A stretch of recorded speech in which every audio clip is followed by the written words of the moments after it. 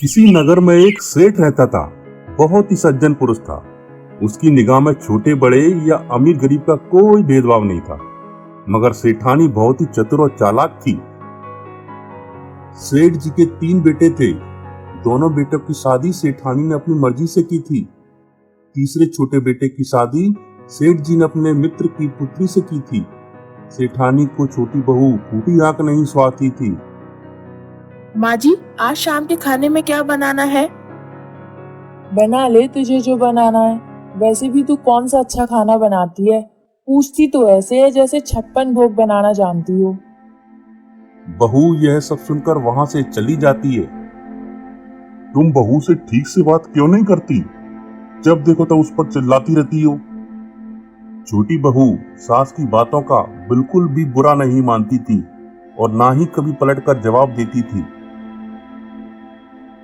एक बार सेठ ने सेठानी से कहा, अब हमें घर और व्यापार की जिम्मेदारी बहू बेटे को दे देनी चाहिए। जो बहू बेटे जिस काबिल हो उन्हें वैसे ही जिम्मेदारी देनी चाहिए।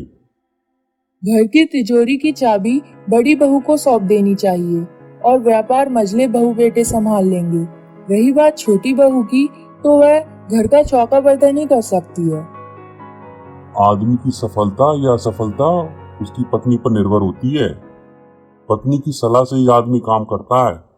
इसलिए किस बेटे को क्या जिम्मेदारी सौंपी जाए, किस बहू को क्या काम संभालना है, इसके लिए क्यों ना तीनों बहू बेटों का इम्तिहान लिया जाए। इस बात के लिए सेठानी तैयार हो गई। तब एक दिन सेठ ने तीनों बहू बेटों को बुलाया और कहा, ये सब आपस में एक एक ले लो। अब ये गेहूं मैं तुमसे 1 साल बाद वापस लूंगा। जी पिताजी। तीनों बहुएं अपनी अपनी गेहूं से भरी कटोरी को साथ लेकर अपने अपने कमरे की ओर चली जाती हैं। पिताजी तो लगता है पागल हो गए हैं। भला हमारे घर में गेहूं की क्या कमी है जो इसे संभाल कर रखें? जब मांगेंगे तो गोदाम से 1 क्या 10 कटोरी गेहूं निकाल कर दे दूंगी। यह कहकर बहू ने वह अनाज कूड़े में फेंक दिया। बेटे ने भी उसकी हाँ में हाँ मिलाई। मैं से 1 कटोरी गेहूं का क्या करूंगी? कुछ सोने की मोहर थोड़ी ना है जो इन्हें तिजोरी में संभाल कर रखूंगी। यह कहकर मझली बहू ने वह कटोरी किचन में ही रखी रहने दी। छोटी बहू ने फोन पर अपने भाई से कहा, भैया, मैं नौकर के हाथों से एक चिट्ठी और एक साथ में गेहूं की कटोरी भेज रही हूँ। जैसा मैंने चिट्ठी में लिखा है आप वैसा ही करना। ठीक है वैना, तुम जैसा कहती हो मैं वैसा ही करूंगा। 1 साल बाद सेठ ने तीनों बहुओं को बुलाया और कहा, लाओ मेरी अमानत जो मैंने तुम्हें 1 वर्ष पहले दी थी। बाबूजी, हमारे घर में बहुत अनाज है। गोदाम में से अभी निकाल कर लाती हूँ। तुमने मेरे दिए अनाज का क्या किया बहू? बाबूजी, उसे तो मैंने कूड़े में फेंक दिया था।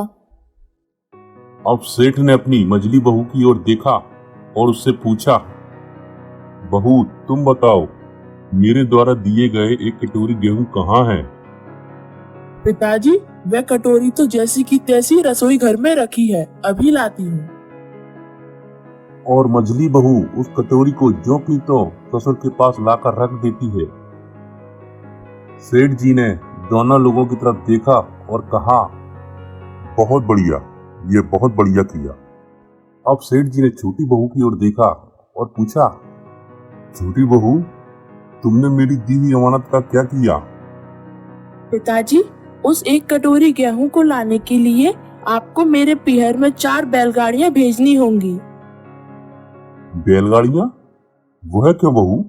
तुमने उस अनाज का क्या किया? पिताजी, मैंने गेहूं की वह कटोरी अपने भाई के पास अपने मायके भिजवा दी थी, जिसे उसने खेतों में बो दिया था। अब वह 1 कटोरी 4 बैलगाड़ियों के बराबर हो गया है। सेठ यह सुनकर बहुत प्रसन्न हुआ और अपनी सेठानी से कहता है, देखा सेठानी, इसे कहते हैं सूझबूझ।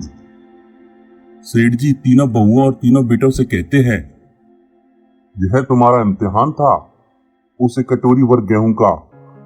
जिसने जैसा इस्तेमाल किया उसे परिवार संभालने की वैसी ही जिम्मेदारी सौंपी जाएगी। बड़ी बहू, तुमने उस गेहूं को कूड़े में फेंक दिया था, इसलिए तुम घर की साफ सफाई का काम संभालोगी।